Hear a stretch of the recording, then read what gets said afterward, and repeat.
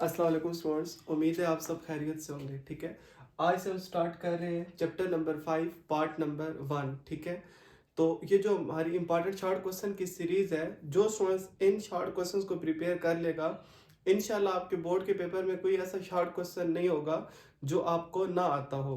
तो chapter number 5 जो हमने स्टार्ट किया है, ये हमने पेज नंबर 99 एक्सरसाइज 5.1 5.4 से स्टार्ट किया है, क्योंकि जो शार्ट के लिए सबसे इम्पॉर्टेंट पहले एक्सरसाइज है वो 5.4 है। हम इसमें कोई ऐसा इंशाल्लाह शार्ट नहीं होगा जो रह जाए हमारा, इंशाल्लाह हम कंप्लीट शार्ट को जो है कवर करेंगे। सबसे पहला सवाल है स्टूडेंट्स, आपको एक ए सेट दिया हुआ है जिसके एलिमेंट है ए बी, और एक बी सेट दिया हुआ है जिसके एलिमेंट है सी डी, और आपने फाइंड करना है A cross B and B cross A. A cross B इसे पढ़ा जाता है और इसे बी क्रॉस ए पढ़ा जाता है। जी स्टूडेंट, सबसे पहले फाइंड करते हैं ए क्रॉस बी। जब आपने students A cross B find करना है तो पहले आपने ए सेट को लिखना है ए कामा बी क्रॉस, जब आपने बी सेट की वैल्यू लगा देनी है सी कामा डी। अब स्टूडेंट्स आपने इसका क्रॉस प्रोडक्ट, इसको कार्टेशियन प्रोडक्ट बोला जाता है, ये फाइंड आउट करना है। तो सबसे पहले स्टूडेंट्स यहाँ से आपने ए को पिक करना है, ए का पेयर इन सब के साथ बनाना है, यानी कि इस तरह ए का सी के साथ पेयर बनेगा, फिर ए का डी के साथ पेयर बनेगा। ठीक है स्टूडेंट्स, अब ए के पेयर खत्म हो चुके हैं। अब आप बी को पिक करेंगे, बी भी इसी तरह सी के साथ भी पेयर बनाएगा और बी जो है वो डी के साथ भी पेयर बनाएगा। तो आपके पास बन जाएगा बी कामा सी और बी कामा डी। आखिर में आप जो आपने ये पेयर लिखे हैं इनको आपने सेट के अंदर क्लोज कर देना है। तो ये आपने स्टूडेंट्स ए क्रॉस बी जो है फाइंड आउट कर लिया है। ए क्रॉस बी में टोटल कितने एलिमेंट्स आए हैं? ये एक एलिमेंट है टोटल। ठीक है, 1 2 3 4। ये आपके पेपर में एमसीक्यू होता है कि अगर ए के अंदर टोटल एलिमेंट हो 2, ये 2 थे, ठीक है, और बी के अंदर भी टोटल एलिमेंट हो 2, तो how many number of elements in A cross B? तो आप सिंपल इसको मल्टीप्लाई करके देख सकते हैं, 2 मल्टीप्लाई 2 आंसर इज 4। तो आप देख लें कि इसमें टोटल 4 एलिमेंट्स आए हैं ए क्रॉस बी के अंदर। सेम इसी तरह आपने दूसरा इसमें स्टूडेंट फाइंड करना था बी क्रॉस ए। तो बी क्रॉस ए फाइंड करते हुए पहले आप बी सेट लिखोगे और बाद में आप ए सेट लिखोगे। सेम उसी तरह आप क्रॉस प्रोडक्ट जब बनाएंगे, पहले सी को आपने पिक कर लिया, सी का इन दोनों के साथ पेयर बना लें, तो क्या बन जाएगा सी कामा ए और सी कामा बी। जी स्टूडेंट्स, सी का काम खत्म हो चुका है। अब आप डी के पेयर्स को बना लें तो बन जाएगा डी कामा ए और डी कामा बी, और आखिर में आप सेट को क्लोज कर दें। सेम जिस तरह ए क्रॉस बी में 4 एलिमेंट्स थे, इस तरह बी क्रॉस ए में भी स्टूडेंट्स 4 एलिमेंट हैं। आप इस क्वेश्चन को नोट कर लें। नेक्स्ट क्वेश्चन सॉल्व करते हैं। जी स्टूडेंट्स, आगे कंटिन्यू करते हैं। इसके बाद ये हमारे पास क्वेश्चन नंबर 2 है, जिसमें ए और बी सेट आपको दिया हुआ है। आपने जो है वो 4 पार्ट हैं, ये आपने फाइंड आउट करने हैं, A cross B, B cross A cross A और बी क्रॉस बी। तो सबसे पहले स्टूडेंट्स हम फाइंड करते हैं, फर्स्ट पार्ट का सोल्यूशन है A cross B find out करते हैं। तो सबसे पहले ए सेट लिखा जाएगा 0 2 4 क्रॉस, और फिर बी सेट लिखा जाएगा -1 कामा 3। अगर ये एमसीक्यू होता पेपर में how many number of elements in A cross B, तो इसमें 3 एलिमेंट है, इसमें 2 एलिमेंट है। ठीक है, 3 2s are 6।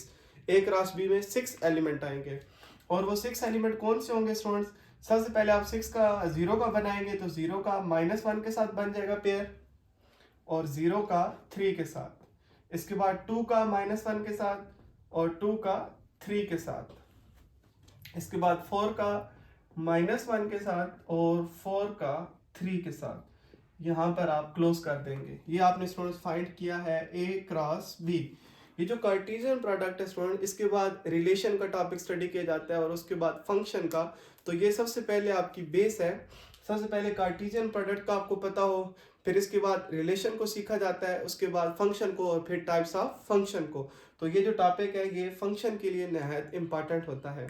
A cross B के बाद स्टूडेंट्स आप डू बाय योरसेल्फ में बी क्रॉस ए फाइंड करें। ठीक है, इसी को देखकर हम मिलकर सॉल्व करते हैं A cross A. Third part का सोल्यूशन करते हैं A cross A.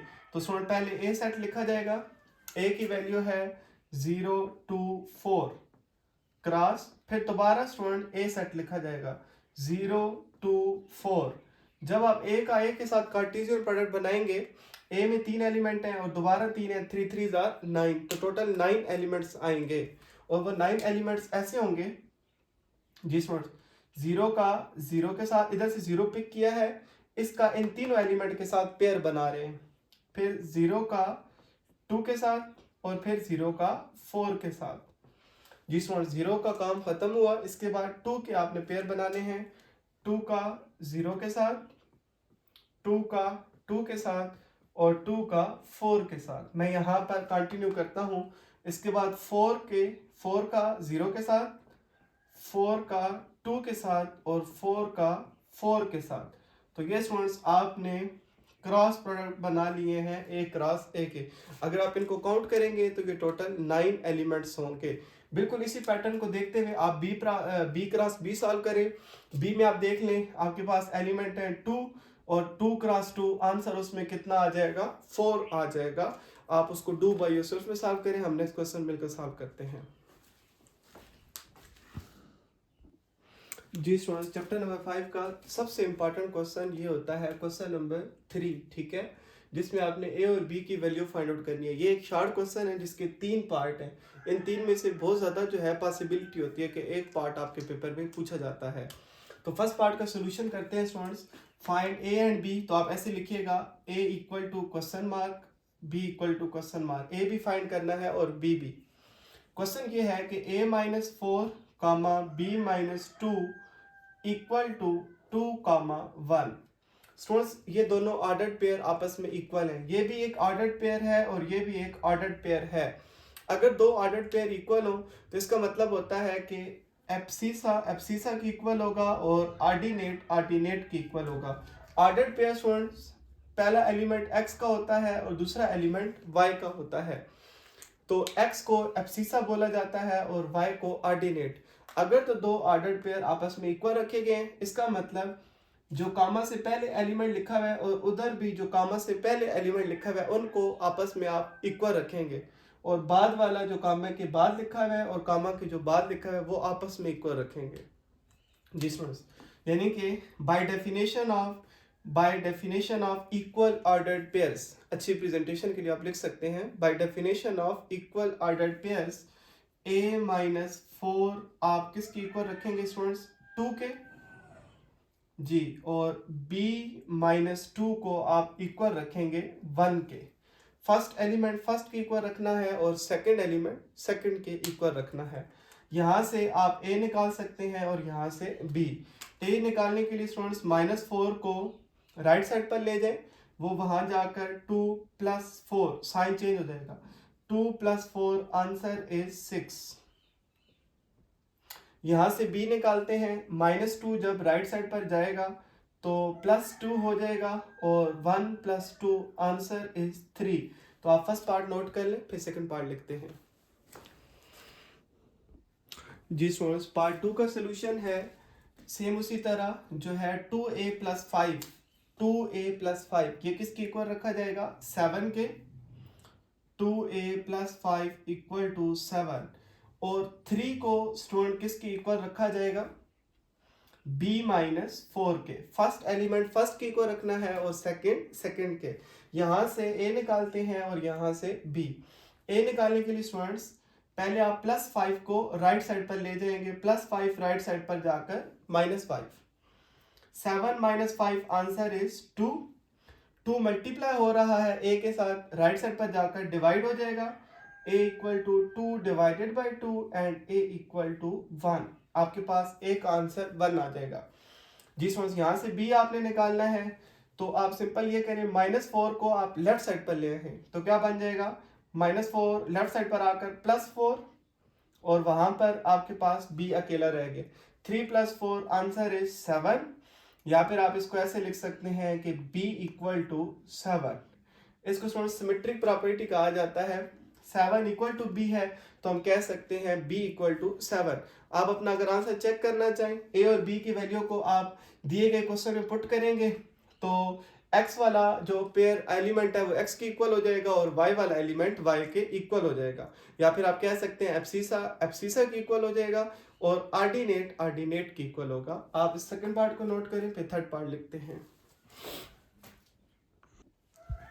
Ji students, आज की क्लास का हमारा आखिरी क्वेश्चन है, ठीक है। अगर आपसे सिंपल ये अगर पूछा जाता है कि आप ये बताएं कि क्या 2 3 और 3 2 दोनों ऑर्डर्ड पेयर आपस में इक्वल हैं, तो आप कहेंगे ये दोनों ऑर्डर्ड पेयर आपस में इक्वल नहीं है। अगर आप इनको ग्राफ पे ड्रा करेंगे 2 3 का पॉइंट अलग जगह ड्रा होगा और 3 2 जो पॉइंट है वो एक अलग जगह पर ड्रा होगा, तो आप 2 3 इज नॉट इक्वल टू 3 2, ये एमसीक्यू के लिए आपको पता हो, ठीक है जी। इस क्वेश्चन को सॉल्व करते हैं, देखकर आप बता सकते हैं 3 माइनस 2a फर्स्ट एलिमेंट जो कि कामा से पहले है, मैं इसे फर्स्ट कह रहा हूं, जो कामा के बाद है उसे सेकंड कह रहा हूं, ठीक है। तो 3 माइनस 2a किसकी इक्वल आ जाएगा, a माइनस 7 के। जिसमें सेकंड एलिमेंट सेकंड की इक्वल रखेंगे, b माइनस 1 इक्वल आ जाएगा 2b प्लस 5 के। यहाँ पर वर्किंग करके a निकालेंगे, ठीक है, चाहे तो आप इस तरह लाइन लगा लें, और यहाँ पर वर्किंग करके आप b को फाइंड आउट करेंगे।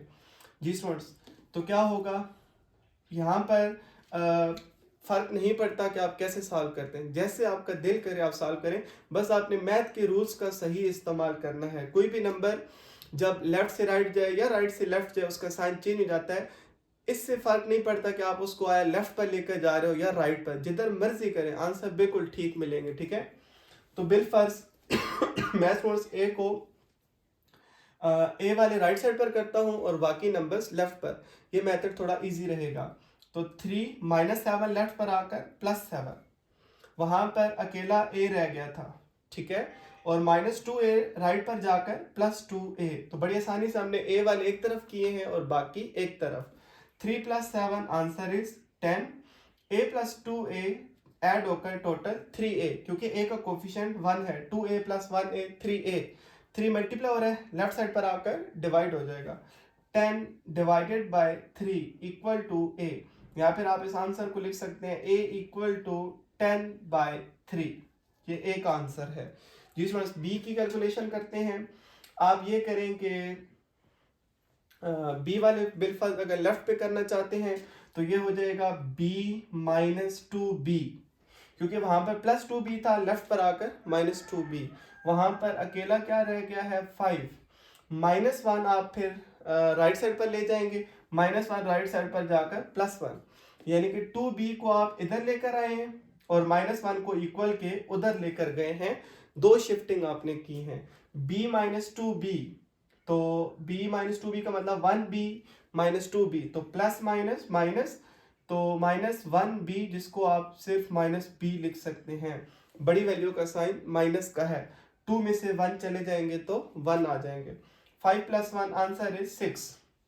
आप चाहें तो माइनस को डायरेक्ट उधर शिफ्ट कर दें, b इक्वल टू माइनस 6, या अगर आपने कंप्लीट स्टेप लिखना है तो यहाँ पर कोफिशिएंट आप शो कर सकते हैं माइनस 1b, ठीक है, माइनस 1 मल्टीप्लाई हो रहा है, राइट साइड पर जाकर डिवाइड हो जाएगा, 6 divided by minus 1, 6 divided by minus 1 answer is minus 6, तो b का आंसर माइनस 6 आया है।